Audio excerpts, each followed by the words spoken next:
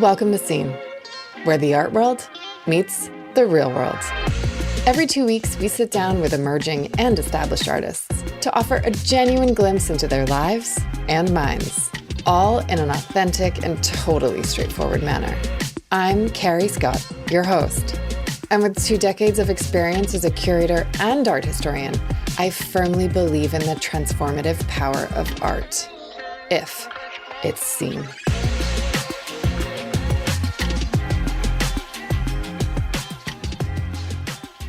Suzy Spence doesn't want to talk about identity. She doesn't want to talk about feminism, really.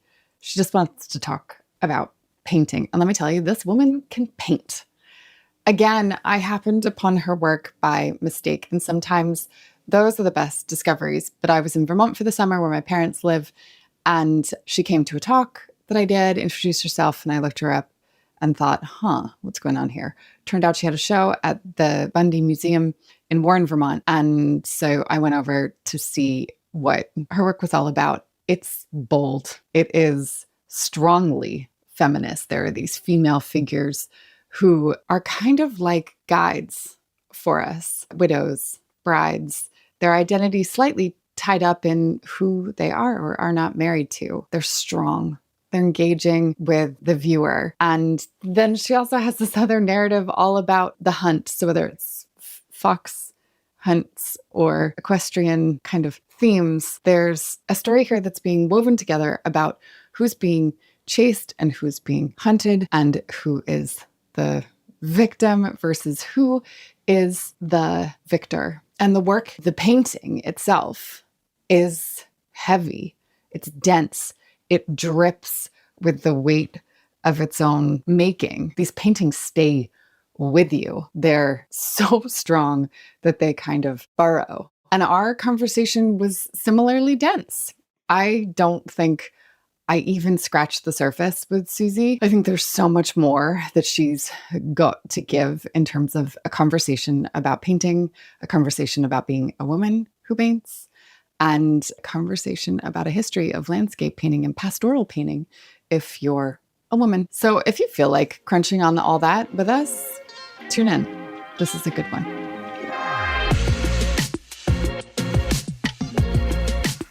Good morning. Good morning. I think morning, Suzy Spence. Yeah, it's 10:30 here. Where's here? I'm in Vermont. You're in Vermont, where we met. Where we met. Where we met. Not far from where we met. Yeah. So to the listeners, to everyone, Suzy Spence is an artist that I did meet over the summer in real life at a talk. And the talk was about where women are positioned in the art world and the inequity that continues to frustrate so many of us. But I didn't really know your work at that point. And then I did this big dive into it and was totally drawn to it, and then got to see your work in real life at an amazing exhibition, which is where I would like to begin, because it's the beginning of my story with your work. And so let's talk about your summer show. And I want you to describe the space because I think you'll describe it differently than I will. And then I want to go in and sort of fill in the gaps in my perception. Yeah, I mean, it was the ideal space to have a show for me because it was a museum built in the 1960s by somebody who intended to have modernist work in it for the rural area of Vermont. And it was in disrepair for a number of years. And then a couple purchased it, I think 10 years ago. And they turned it into a museum again, but it's also where they live. So it has this interesting intimacy. And it has soaring, it's a soaring space that is like, it's international style architecture in the woods, which is super cool. And, there's this interesting dialogue between the exhibition space and nature, that you can see right from the window. And the first time I walked into the space, which was really like summer before last, I imagined my work in that space. I just could see those giant paintings in that space. So to have it materialize was like really incredible. And when you say it was in disrepair, like it was properly, I mean, there were birds flying through the space, right? And then, Like squatters, I think, actually, is what I've heard. But, I could be corrected, but I do believe, yeah. yeah. And it was the space is the Bundy, and it's in Nowhere, Vermont. I'll probably get yelled at by someone for saying Nowhere, Vermont, but it really is. It's not a destination. It's not it's tucked away up a dirt road that you're going up, and you're like, where am I going? And then all of a sudden you start seeing sculptures, and then you see this beautiful building that is mostly glass on the outside. Um, and then, as you say, this like couple walk out of their house, and they're serious and they're rigorous and they know about the history of art. And then you walk in, and your work was there larger than life, right? There's two giant pieces that are like kind of hanging on the wall with the weight of their own making. They're raw and they're coming down. And I just was like, I've spent my life going to Nowhere, Vermont. My parents retired up there. We had a house when I was a kid. We had a condo in Sugarbush when I was a kid. So we go up there. There's not a lot of art around. And then all of a sudden I'm like, who is this artist? What is this show? Like, what is happening? I was floored by it. And then there's motorcycles. You had motorcycles that you positioned, like working motorcycles in the show. It was just wild, Suzy. Like, I'm so glad that you picked up on all of that. I mean, June and Wendell Anderson own the Bundy now, and to their credit, they have created an incredible space for contemporary art. And it's like very generous, It's something that they're doing for, I think, because they love art, but also because it's like an interesting setting to have contemporary art. I wouldn't say it's completely out of in a nowhere place, because Sugarbush, I have friends from New York who are up this week skiing, you know what I mean? So I think, and it's right near the base of Sugarbush. So it's like, it is and it isn't in the middle of nowhere. It's definitely in the middle of nowhere for the art world, but also, I think the perfect place to, travel up in the summer, to see it. And we should say it's only open in the summertime. And how did you come across it? And are you based in Vermont full time? I've been based in Vermont full time since 2022, but I previously spent 35 years in New York City living, in Manhattan and Brooklyn, having studios. I had my daughter there. And I would say my really deep friendships with writers and curators and artists is in New York. And I go back and forth a lot. I have a friend who has a place that I could stay at and do studio visits in the city. And I just go down for, parties and openings and, things like that. But I grew up in Maine, actually. And so when I came to Vermont for my ex-husband's work, I really understood the value of it. And over the pandemic, we were here a lot, and I just found that I could live in a way that was going to be expansive for my work, because I have a huge studio here. I'm sitting in a 1,500 square foot industrial studio where I can make huge paintings, and I could have that in the Navy Yard in Brooklyn. And I have had a few studios in the Navy Yard in Brooklyn, and that's actually where I made the giant widows. But in order not to work, I'm a full-time painter now, because I don't need to hustle. I can live here and make work. And my work is influenced by nature and landscape, as much as it is art history and, the time spent in the city. So it works. Well, I mean, thank you. What a segue. Because I was going to be like, but Suzy, your work feels, that it is fascinated with the natural, and equestrian culture is obviously central to what you do now. But was that the case when you were working in the city?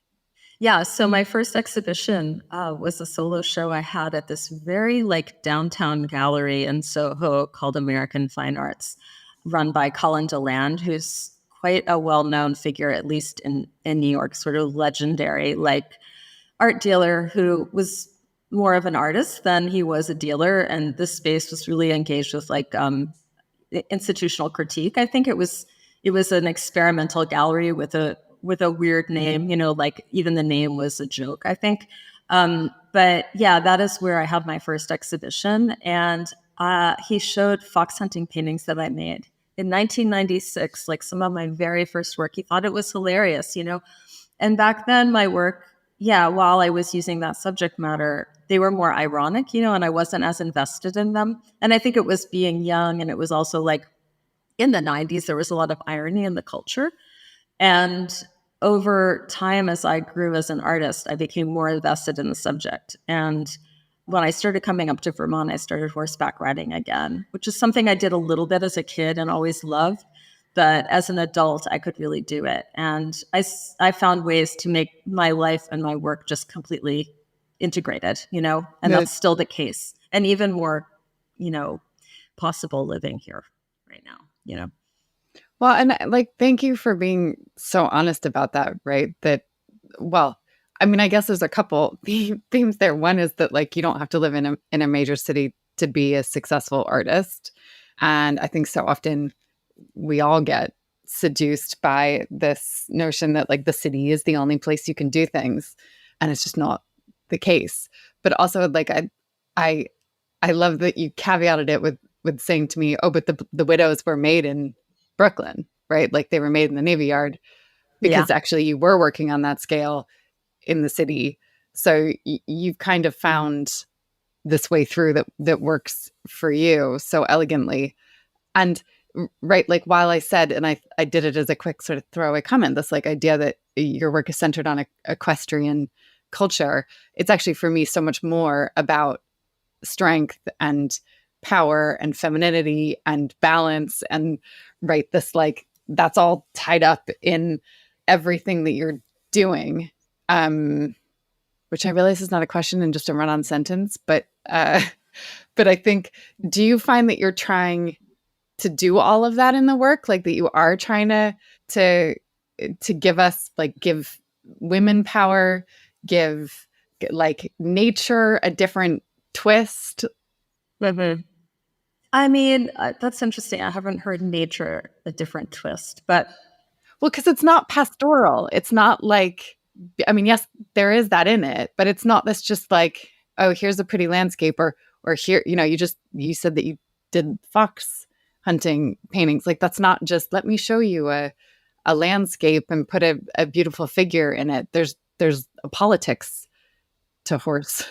Yes, so that's the important piece. So I mean, I grew up in Maine with a mom who is a painter, and she paints in this idiom that is familiar in Maine, that is like landscape painting, essentially.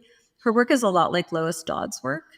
And growing up, I was definitely influenced by, Alex Katz and seeing works by Marston Hartley, Fairfield Porter. That family actually is connected to my family a little bit. And so there is this kind of figurative style, and landscape is really important in Maine. And there is a connection between Maine and New York City and this kind of pipeline. It's like very strong right now. Like I think Karma Gallery has like an outpost now, in Rockland. So it's something that I just, my mother as a painter gave me incredibly good materials when I was young. So I was always like using great paper and great watercolor and charcoal and all of this stuff. And then when I went to New York City to become, an artist, like a painter, I hung out in clubs. I hung out with club kids. It was like right after Basquiat died. There was sort of like the aftermath of neo-expressionism was big. Julian Schnabel, this kind of painting that's like a little bit graffiti and very expressive and kind of like maybe taking off from Philip Guston, all of that sort of, in political work I was taught to sort of be a political artist at Parsons, even though I went there thinking I would major in fashion. I had all these incredible women artists as professors because I'm just going to be frank about it. Like their careers were not going the way the men's were. And so we had access to the best women working, like the top artists. So like, I feel like I got the best education, being in the city. And Mira Shore was teaching at Parsons at the time, and Joan Snyder was there. Judy Glanzman, Rona Pondek, Marina Connor, all of these incredible people were there. And then I was going to openings, in the meantime, but I was really taught to be, and I think that I always had the inclination anyway, I've like had a strong sense of injustice, ever since I was little. Like I see it, and I'm not I've always felt like I have to say something when I see it. And so I think that I took, that kind of like the calm pastoral like prototype that I learned painting and combined that with more like almost German expressionism or something. It's like Goya is like my favorite artist, I would say, but also Nan Goldin is my other, on the other end. It's like if they're bookmarked, it would be those 2 points in history. That use of black in the work is really interesting to me, and you see it a lot in my work.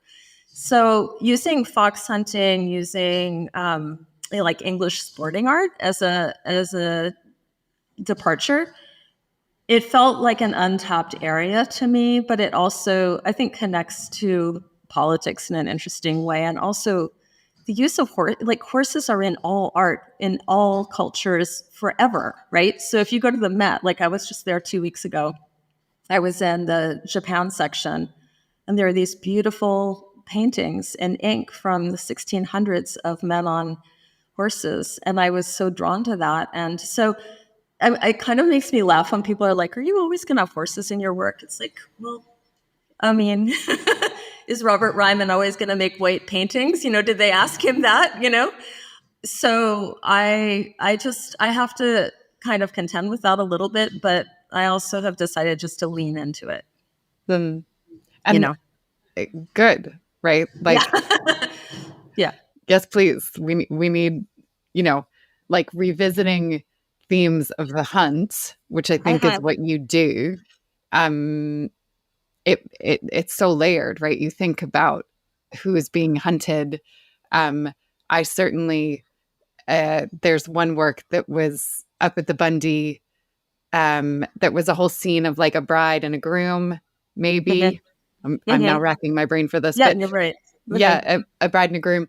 And so then I was then parlaying that into like, oh, who's being hunted in that scenario, right? Like the narrative goes and goes.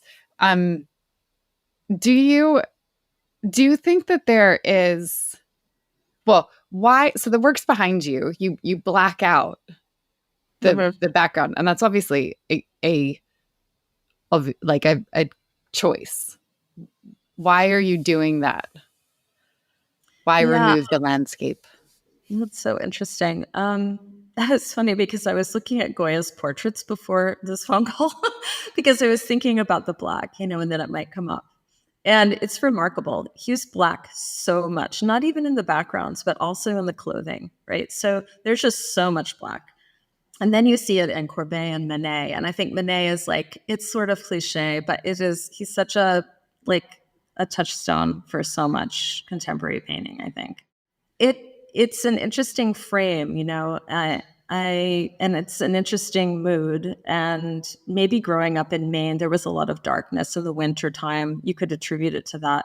I honestly don't know. I mean, I've thought a little bit about how Louise Nevelson grew up in Rockland, Maine, even though she immigrated. And those black sculptures are so, the black is so important, and her black eyeliner and everything. There's something about the East Coast and New York City is very if you were on the subway and you see somebody who's dressed in pastel, you are like, oh no, they don't live here. It's very obvious to me. I can spot who lives in New York and who doesn't based on their palette, Yes. So I'm sure all of that is, part of it.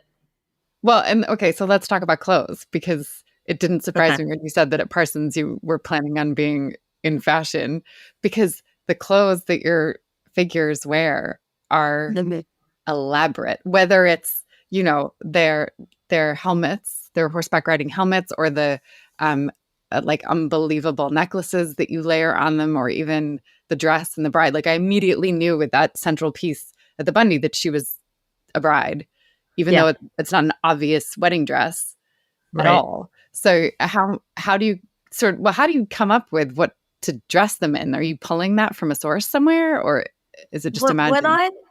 When I was a teenager living in Maine, there was not a lot of access to fashion, right? Because it was sort of like where I live now. It's very rural. But my stepfather got Interview magazine delivered to our house, which is when I think about that, it was incredible, right? It was Andy Warhol's magazine with full of parties and images from New York. And so I was really immersed in that. And then when I went to Parsons, I really wanted to be a fashion designer. And when I was being interviewed to be admitted to the school, the person who interviewed me told me that he literally said, "You're too smart to be in fashion." Just really ridiculous. And it's sort of like an inverted, like, misogyny was going on a little bit, because it was like, it turns out that Parsons was a pretty hard place to be a female fashion student. And the women I knew who were in fashion had a really hard time. There was sort of a glass ceiling. I'm sure it's changed by now, but back then it was still difficult. I took the path to be, a painter, and I feel fortunate that I can incorporate the clothing into, the work. But it was always like on my mind. It's always been on my mind.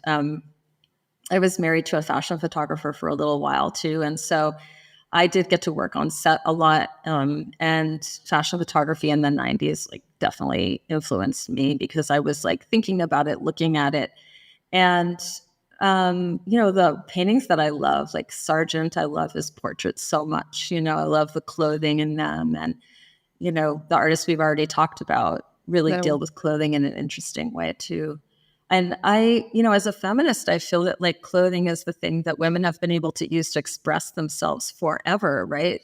That and maybe interior decor. Like, of course, that's also class related, and I can appreciate that. But that aside, let's just say it was like the thing that we could do until so recently too, right? Because women haven't been able to even have a credit card in their own names, before the time that I was around. Yeah. Bank account. The 70s. Yeah. There's an amazing show that was here. Lindsay Young curated it for the Tate, called Women in Revolt. And she, one of the facts that she threw out, I went on a curatorial tour with her, and she was like, in the 80s, you still couldn't open a bank account in the UK without your father or your husband. Yeah. And I was like, no, don't be ridiculous. That's not true. And then, lo and behold, it is. And that's like yesterday. It's yesterday, and things don't look great right now, in my country anyway. So like, yeah, it's real. Absolutely. Who are the women in your paintings? Well, literary fiction's, always been sort of like, I've always been interested in it. I've written a little bit myself. And I think of my paintings as a version of that, where people show up in the work who are composites of people I know. They tend to be, embellishments of that. And sometimes I've painted my daughter specifically a few times, and there is a painting named after her. It's like, it is her. But other times it's really just a composite of people that I've known. And yeah, so they're fictional characters, and everything is imagined. And I work from photography, like on the outset. I'll have an idea for a painting. I collect images all the time on my phone, like constantly collecting images. And then when I want to sit down to work, I look through the images, and I think, like, what is it that I want? I connect an image with what I'm feeling, And where are you collecting the images from? I collect them on Instagram. Like, I've been doing it forever in my tabs. I have that. And I'm sure I have folders on my laptop of images that I've also, sometimes I take screenshots if I'm, or whatever. Not as much from real life, although sometimes, like, I went to a lot of polo matches this summer because my daughter plays polo here in Vermont. And, I would, like, there's so much there for me, and, so I would take images then and use those. So, I mean, I'm really drawing from all kinds of places. But I don't like photography. I don't want my work to look like photography. I'm not interested in photography at all. I know some painters are. I really am not. I really want my hand in the work. And when I see like tight little painting by people, and I know that's sort of a trend right now, like, and there's a whole trend, and I just, like, it makes me like feel suffocated when I'm like so glad that I'm not locked into that. I worked really hard to get out of it, as I became a painter, to really have my hand be the thing in the work.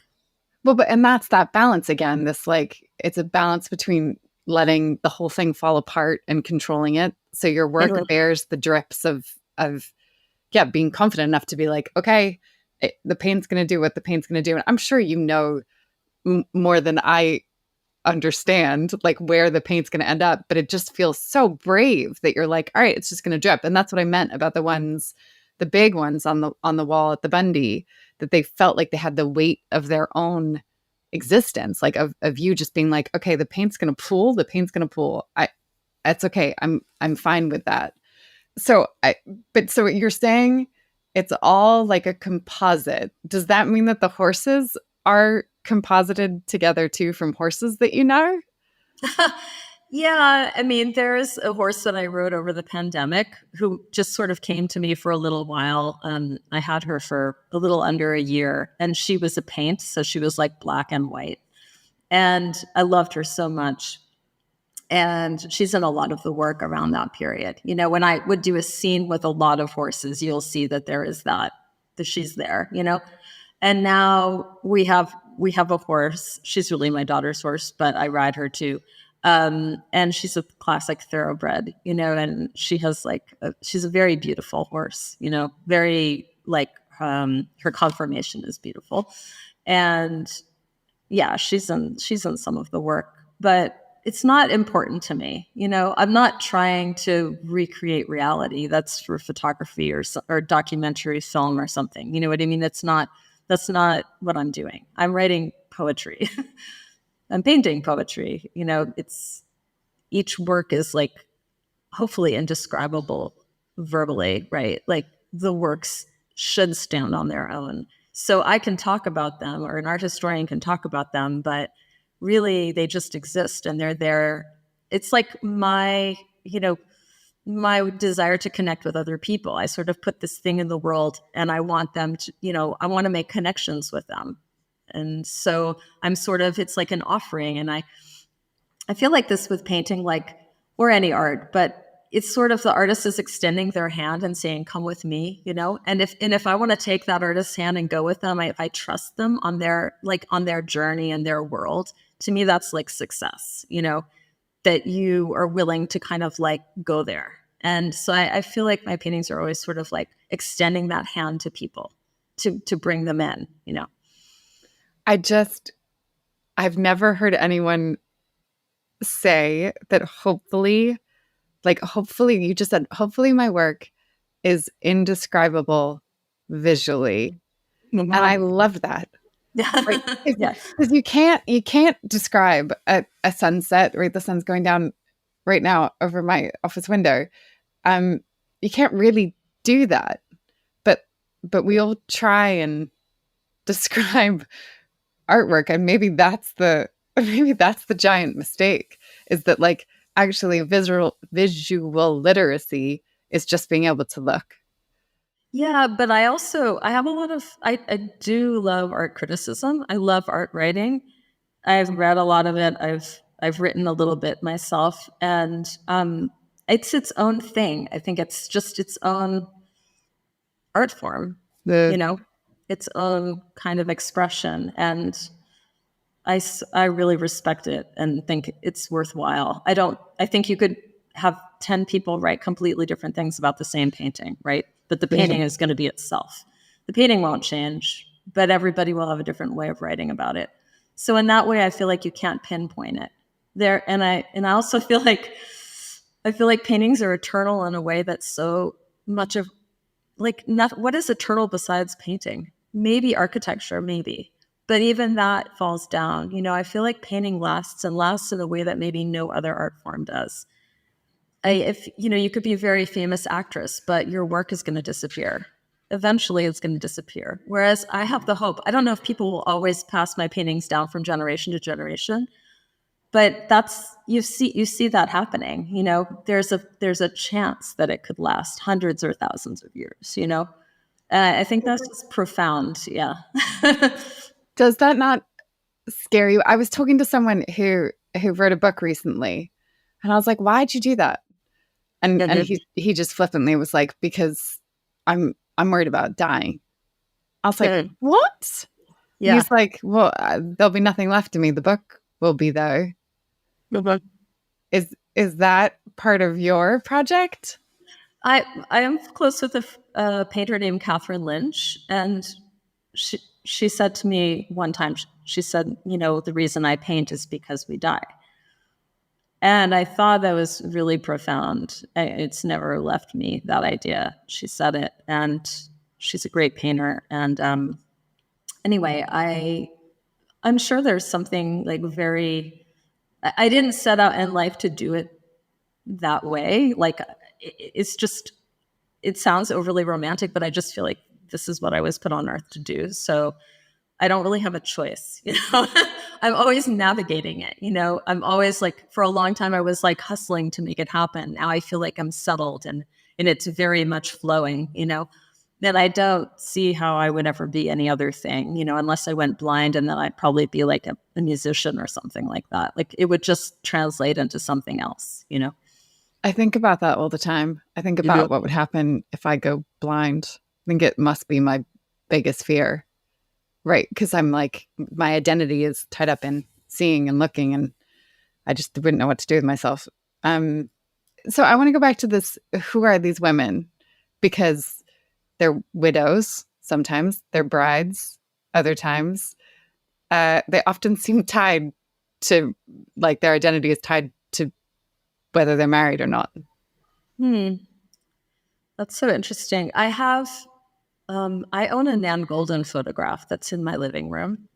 And, I mentioned before I love her work. And I carefully bought that piece when I had a little bit of money because I had sold something for much more. And I was like, I'm going to buy an artwork for myself, and keep it in my house. And it's a painting of Cookie Muller and her husband getting married on the rooftop of I think it's like the Lower East Side somewhere. It's in a lot of the literature around her work and everything. And it's been in our house ever since my daughter was little, and it's just like when people come over, friends, mostly artists, they always are like, Suzy, you can never sell that. It's such a good work. And I really feel like I have the best work of art for me, but also I feel like it's such a good work of art. It feels like very connected to Manet in a certain way. And it is a bride, right? And so I'm sure that's been working on me somehow. And I'm sure that I have like struggled a lot with, I guess, yeah, I've wanted more support from men, I think. I feel like I have a very strong female audience and strong, yeah, I feel like I have that support. And I feel a little bit like having the support of like male collectors and male dealers is really great for a woman artist, unfortunately. And you see that sort of like, without getting too much into it, but just like the way the market works and the way auctions work and where the money is being spent. And I think like in a way that's a lot about taste, and people who have money are buying work that speaks to them. And that kind of makes sense. But the people who have money still mainly are men who have that kind of money, are calling the shots. And I've had women want to buy work, from galleries, and they have to check with their husbands first. Like literally a dealer will call me and say, she loves it, but she has to talk to her husband, so it's like, it's weird, it's like, I wish in a way that I would just paint without identity being an important piece of it, but it definitely is, it's like unavoidable. And so I guess the idea of the idea of the widow is also, this idea of patriarchy. So it was like a broader idea of widow. It wasn't just a woman who's lost her husband, right? It's like this idea that there could be a time when there isn't a patriarchy. So the widows, that's an idea within that body of work. How do you mean? Well, like the death of patriarchy. I mean, if you want to be like, think about it. So it's very metaphorical, right? It's not like the way a poem would be, right? So like think about it in like very simple prose or something. But then the image needs to be very complex and interesting, right? And can work on different levels. I think people buy that work, and that work has been popular, I feel like it really resonates with people. Men and women, definitely, and I think that I think it's yeah. I think about like myself as somebody who's making Trojan horses more than I'm making paintings of horses. So the widows would be. I feel like people like the more conventionally beautiful ones. You know, I've made some very sinister looking women, but then the women who are more beautiful in their veils, like more conventionally beautiful, tend to sell better. You know, and that's fine. You know, I get it. But it's yeah, that's how I think about the widows anyway. And then marriage and the bride, that's such a classic theme. You know, it's also Duchamp's, like, some of his most important ideas are around the bride, right? So I am a very nerdy person about art history. Like, I love, like, the names and the places and the, you know, all of it, like all the movements. And um, when I'm not making my own work, I feel like I'm thinking about other people's work, you know, and you know, I like to draw upon art history constantly. I Mm. couldn't make a painting without thinking about it, or at least checking in with myself if I'm making an image. It's sort of like, what are you doing? Like, you're not working in a vacuum. I I really, and if I were ever, I've never really taught in art school, but I think that if I taught painting, I don't even think that I would teach form. I think I would just teach art history. Yeah. That okay. Well, oh God, there's a couple of things come up for me there.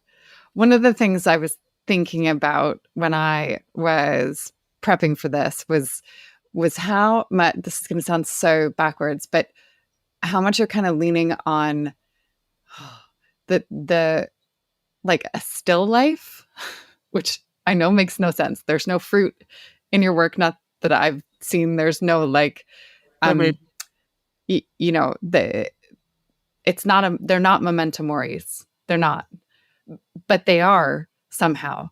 And instead of having the classic memento mori of the table with the stuff, you've taken Mhm. these figures, you've made them front and center, and they're like so strong. And then you give them the horse or the clothes to position them with plenty, right? With enough, like a Dutch painting, right? Like the Arnolfini wedding, right? You give them something, you give them like an agency or like I said, you give them plenty, so Mhm. that they do read like they can exist on their own. Sure. Yeah. They could be, it's a typology, I would say. You know, like, you know, a lot of artists work in typologies, for sure they are.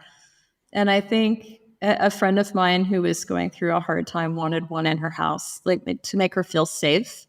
And I have the first widow ever that I keep in my hallway, and it's like in the entrance. So when you walk into my house, it's the first thing you see dead ahead. And my daughter and her friend were like, "It's really creepy, mom."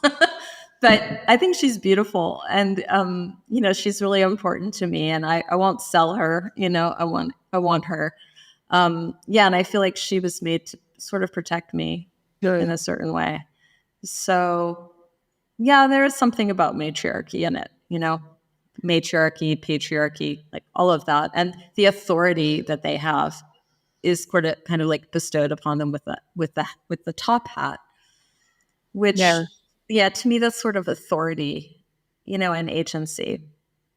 And you know, I know there are class associations with fox hunting, and I know that my work probably reads differently in England. And I've shown you know, a bunch in England, and it's so like I feel like I'm not in control of my work over there, like where you are. Like, I know that people like it, you know, and I'm glad, you know, but I feel like it probably reads differently. And I started making paintings of racers, thinking a lot about that kind of hard scrabble role that the jockey plays in the athleticism, as like an interesting investigation, kind of, you know, in addition to the women in top hats, you know. Yeah, I mean, I hadn't quite realized, despite having been born here and have British parents, all four of them, uh, until I came back here. And my husband loves Ascot, and his parents have been going since forever, and his parents' have been going since forever. Like, gosh, how horse crazy this country is. And I don't even think we can get into that. But actually, maybe we should, because it's wild. And I did giggle to myself. Actually, you know what? I'm going to do it because it's on my desk. I did giggle to myself when this morning this came through, and it's from the royal enclosure. You can't Okay. see it. Yeah. Yeah. But and they now address it to me. But Mhm. if I apply for this badge, it will say Mrs. Nicholas Lazarus, which is my married name. It won't. My name Really? won't Wow. be there. And you're like, it's 2025. Wow. Yeah, Really? this is the kind of stuff. It's like I need a translator. You know, I, Me too. it's yeah. Like I didn't know that, and yeah, that's really, really interesting. Um, yeah, there's like an incredible beauty around and pageantry, right? And so I've painted paintings about Ascot, and I've painted like these imaginary scenes where there are women jockeys like riding in it, and then also women spectators. So they're like both watching and doing, in my mind. But this is just like also the narrative that I create as I'm working. And I'm not explicit about it when I like present the work, but I think, yeah, I think there's just so much beauty in that. And it's like, I'm drawn to it. I can't not be. So yeah, and the fox hunting idea, of course, that all is very different here. It's also like people do fox hunt here, and I have fox hunted. I have drag hunted in Vermont, and that was like an experiment and kind of going into the painting for me. It was like really blending art and my ideas about painting together and actually being out in the field. It's like physically an incredible experience. It feels a little dangerous to me these days, so I'm not doing it right now. Trying to make sure that I don't break my wrist again, because that injuries have been an issue for me. But yeah, so the equestrian sort of element of the work is important, but it's really not. It's not the whole story. Is it intentionally physical, your work? Like, do you don't, well, I've seen small works, but your work's really big. So everyone kind of forgets that art making is hard on your body. I think Yeah. like everyone forgets this. But is yours, do you set yourself the challenge of, okay, I'm going to try and make this like huge? Yeah, I mean, I did with the two large pieces, the widows that were at the Bundy that you saw. I was sort of challenged by a friend, a friend who's an artist and a curator. His name is David Dixon, and he had a gallery in Brooklyn for 10 years called Cat House Proper. And he's almost like a brother to me, like somebody who's been a collaborator on and off. And he's exhibited my work. Anyway, he put me up to it. He said, let's make some for this space. And it had 30-foot ceilings and was like an incredibly beautiful white box. And but then actually creating those works it was a very physical act. It did happen in the Brooklyn Navy Yard. But to tell you the truth, they didn't take very long to make. They just like came right out of me. Do you know what I mean? I have spent more time on tiny paintings like this, than on these big works that it was like, yeah, it just like came right through me. And it was a heightened experience, I guess, as an artist to make them. Is it a bit like meditating? Like, I mean, that's the only thing. What, like, to give a listener like an impression of what that means, right? It like flowed right out of me. I can't I can sort of understand, because if I'm writing, I can sometimes get into a flow and I'm like, oh, I'm making sense. Here we go. Yeah. But then Yeah. I still have to edit it 568 million times, right? Right. But I wouldn't ever say it just flows right out of me. What does that feel like? Like you're just Well, it is like birthing a lot, but like a good birth, a quick birth. I think a lot of the best work happens fast. Yeah. And maybe a lot of artists don't want to admit that, there is maybe this like idea that they take weeks, paintings take weeks and years to make. And actually the bride that you saw took me 18 months to make. Oh, wow. That painting took 18 months. I labored over that. And I also wasn't sure it was finished when I put it in the show, but I had a couple different curators come over here And I had promised it to the Bundy, but I had other people wanting it. And so I knew that it was working, but I myself was not sure. And that's probably like not a good thing for an artist to put a work of art into the public, not feeling totally confident about it. But I felt like the Bundy situation was kind of like the whole thing was so spontaneous. And I should mention the motorcycles. I meant to Yeah. mention it earlier, but that was Wendell's idea. He collects motorcycles and he brought them in. And he's like, what do you think? And I was like, oh my God, I love it. It's just like, it brings like this whole other element, this whole other idea about riding, So that exhibition was I felt very creative. I love working with curators in like a creative way where we're collaborating, we're making something new together. And I felt like that happened at the Bundy. It's happened with my friend David Dixon.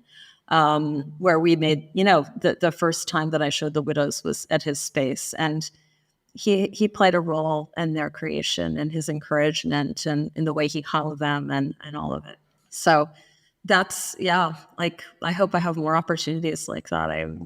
I love that. It's the best. Well, yeah. And us too, right? For an audience that was the most sublime. Yeah, it was like just a perfect surprise and so well executed. I'm like debating whether I say this out loud or not. I when I was in there, I kept on, and this happens to me. I think it happens to lots of people, but like I'll get a song in my head and I won't realize why I've got the song in my head. Mm-hmm. And as we were pulling away, I just kind of like laughed to myself because I figured it out. And I had Neil Young's Unknown Legend playing. I don't know if you know that song, but it's all about a woman on a highway with her freedom back. And the song starts with like, she's in this town because her dad used to work there. And all of a sudden she moves and she's like looking for this magic kiss that she's stuck with these two kids.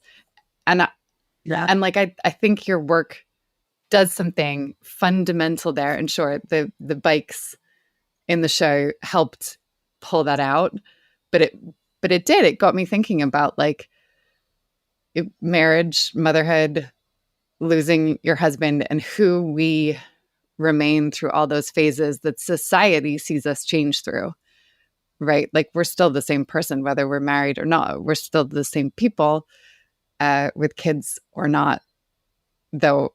Like you break and change a million times. But there was this, like I just felt anchored by your figures in a way that I haven't in a long time. So, well, that's a huge compliment. I love Neil Young.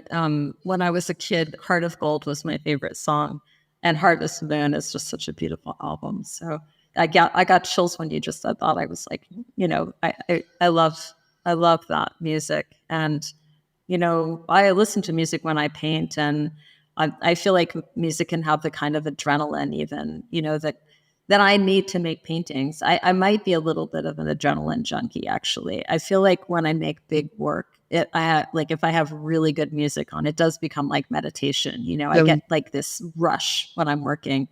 And I know that some of the more dangerous horseback riding I've done has been also like an adrenaline rush. Wow. And then, the idea of jockeys like racing, the idea of danger, the danger of the motorcycle, the danger of the horse, the like explosive power like underneath you is incredible. And I think I've always been that way. I remember being a little kid and feeling very athletic. I used to be a jock when I was a little girl. And I ran and I did all the sports. So I think like the idea of power, it's really interesting to me to combine that with painting. I do think it's absolutely athletic. And I think there's a connection between some artists being, their dexterity and their ability at sports. Like I know that Joan Mitchell was a very good ice skater. There are probably a lot of examples, but I think there's some kind of connection between the two things, even though it's a strange coupling, when you think about it. I think it's a thing. Yeah, I would totally agree with you. And I'm sure someone somewhere will end up doing a PhD on like the artist athlete. Yes. Because I think it's wild. We forget how, like, you know, your knees, your back, your wrists, your elbows, you need all that stuff to make any of this. And you also, even working on an easel, I feel like I need to have the right shoes and the right light and the right, I have to have been fed. I have to have something to drink like I have to set everything up. I think that, that's like a very important part of being an artist is having the availability of your your work setting has to be, you have to wake up in the right mood for it also. But yeah. Yeah. Well, okay. And so tell us, where I'm conscious of time. We are so far over where we're supposed to be, and I'm going to let you go. But if people want to see your work in real life at the moment, is there anywhere they can do that or coming up that people can go and see stuff? Yeah. So my work is packed over the corner to go out to Jackson Hole where I'm having a solo show called Break Maiden, named after this. It's like a racing term about a horse's first win, a racehorse's first win. And so it's, and the work I made in England actually on residency, when I was working in Somerset, I did a residency with the Russia Gallery, which is based in London. And so a lot of that work was made there in the countryside. And then there's new work. And so that's opening on February 14th, and it will be up for at least 4 weeks, if not a little longer. It's my third show with them, and I'm really excited about it. So that's awesome. That's an opportunity to see my work. Great. So February 14th, Jackson Hall. Yep. Perfect. Yep. That's the next step. Yeah. Thank you so much for letting us into the studio. I've loved talking to you. I could sit here all day, and I had about 27 other questions that we haven't gotten to. Yeah. Make sure I should mention that it's Maya Friedman Gallery. I didn't say that, but it seems like an important piece. So yeah. But and thank you so much. It's so nice of you. It's so wonderful to meet you this summer, and the continuation of our conversation was really, really nice. I really appreciate it. Yeah. Agreed. Hard agreed. And frankly, right, we could have done a whole let's just talk about where women are in the art world, because as you touched on and as I touched on, right, it's still not good. But in the UK, I think it's something like by 2026 or 27, it's soon, that basically women will have 60% of wealth in this country. That's incredible. So, I know. I'm like, wow, that's so interesting. It is so, yeah, that's fascinating. I think it's, in my mind, it feels better to be where you are. I would rather be living where you are. But anyway, you've had women leaders, we still haven't managed to do that. It's incredible. Anyway, thank you so much. And thank you. Yeah, I have many questions for you, but maybe sometime we'll get to ask you more questions about yourself. Do it. Okay. Thanks for listening to this episode of the Scene Podcast. If you liked what you heard, I'd love it if you subscribe wherever you get your podcasts. And if you want to connect with us between episodes, follow us on Instagram at WatchSceneArt. I'm Carrie Scott, and I'll see you next time. Get it?